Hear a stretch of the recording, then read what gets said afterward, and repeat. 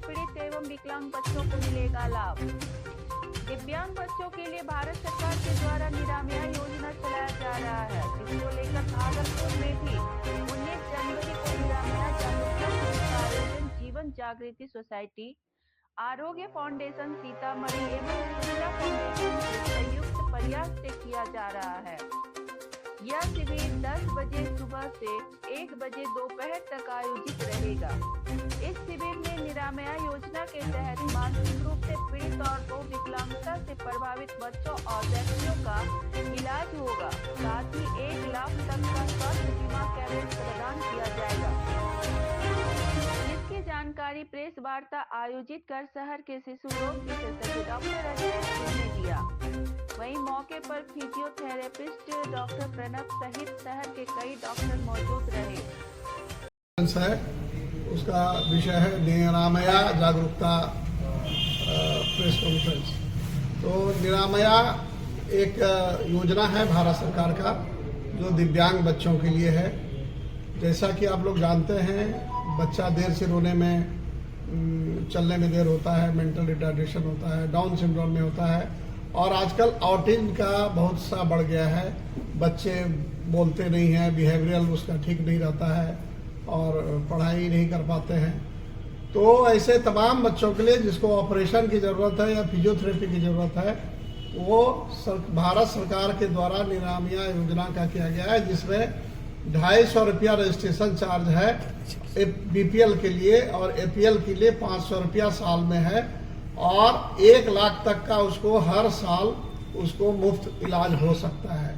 चाहे फिजियोथेरेपी हो या कोई ऑपरेशन हो जाए, या ऑटिज्म का ट्रेनिंग होता है जहाँ 30-30 हज़ार प्रति महीना का चार्ज लगता है। तो वैसा कोई भी चीज़ के लिए सारे को जात और धर्म से परे इनकम ग्रुप सिर्फ रजिस्ट्रेशन चार्ज में मामूली अंतर है। और उसके लिए हम लोग 19 आगामी जो 2 दिन बाद 19 तारीख है, उसमें हम लोग तमाम ऐसे अभिभावक से अनुरोध करते हैं जिनके बच्चे में थोड़ी विकलांगता है या उसमें दिक्कत है, तो अपना वो सर्टिफिकेशन लेके आए जो भी उनको विकलांगता है, और यदि नहीं भी है उनके पास कोई सर्टिफिकेशन तो आए, उसको जो भी बनाने में हम लोगों को ज़रूरत होगा उसमें हम लोग सरकार से मदद लेके, सिविल सर्जन ऑफिस से मदद लेके उनका करेंगे। तो ये हम लोग एक लगातार जीवन जागृति सोसाइटी और सुजला फाउंडेशन के साथ साथ सीतामढ़ी से डॉक्टर साहब आ रहे हैं, राजेश कुमार, और उनकी संस्था है क्या नाम, आरोग्य फाउंडेशन। वो नेशनल ट्रस्ट के मेंबर हैं और उनके द्वारा ये संचालित होगा, और हम लोग उसमें अपना इस क्षेत्र में, अंग क्षेत्र में महत्वपूर्ण भूमिका निभाएंगे। और जागृति सोसाइटी के अध्यक्ष डॉक्टर अजय कुमार सिंह जी ने बताया कि एक सरकार की योजना है जिसको हम लोग कहते हैं नेशनल ट्रस्ट, या उसको राष्ट्रीय न्यास कहते हैं हिंदी में।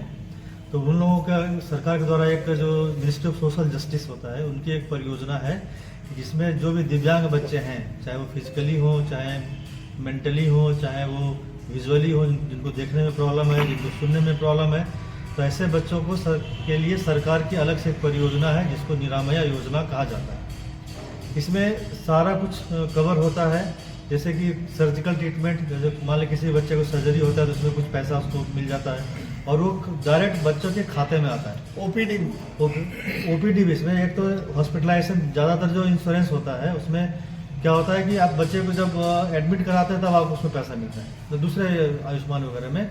बट इसमें ओपीडी की भी सुविधा है, 15,000 रुपये तक आप ओपीडी से का भी खर्च, विकलांगता से रिलेटेड अगर कोई डिजीज़ है, मैंने प्रोग्रेस हो रहा है, ओपीडी में दिखाते हैं तो भी उसमें खर्चा मिलता है। इसमें डेंटल चेकअप के लिए पैसा मिलता है, इसमें ट्रांसपोर्टेशन के लिए पैसा मिलता है, और इसमें सर्जिकल, जैसे मान लीजिए किसी बच्चे का, जो डॉक्टर हमारे पास संदीप है जो डिटेल में बताएंगे तो किस तरह की विकलांगता होती है, और अगर उसमें 40,000 रुपये तक का पैसा उनको सरकार से मिल जाता है रिकन्स्ट्रक्शन सर्जरी वगैरह के लिए। और साथ में अगर वैसे बच्चे अगर बीमार होते हैं, जैसे मान लीजिए किसी का पोस्चर जो इस तरह से बच्चा रहता है, तो उनका जो फेफड़ा है ठीक से काम नहीं कर पाता, सांस नहीं ले पाते, तो उनके मेडिसिन के अलावा भी अगर हॉस्पिटलाइजेशन है तो उसके लिए भी एक राशि जो है उसमें दिया जाता है सरकार की तरफ से। तो ये सब हम लोग जिस दिन कैंप होगा उसमें जो हमारे एक्सपर्ट आएंगे, डॉक्टर राजेश कुमार सुमन, जो इस क्षेत्र में लगभग 15 साल से काम कर रहे हैं, और उनके पास लगभग 50 बच्चे ऐसे रेगुलरली आते रहते हैं इस योजना के तहत, तो इनका डेली इलाज हो रहा है।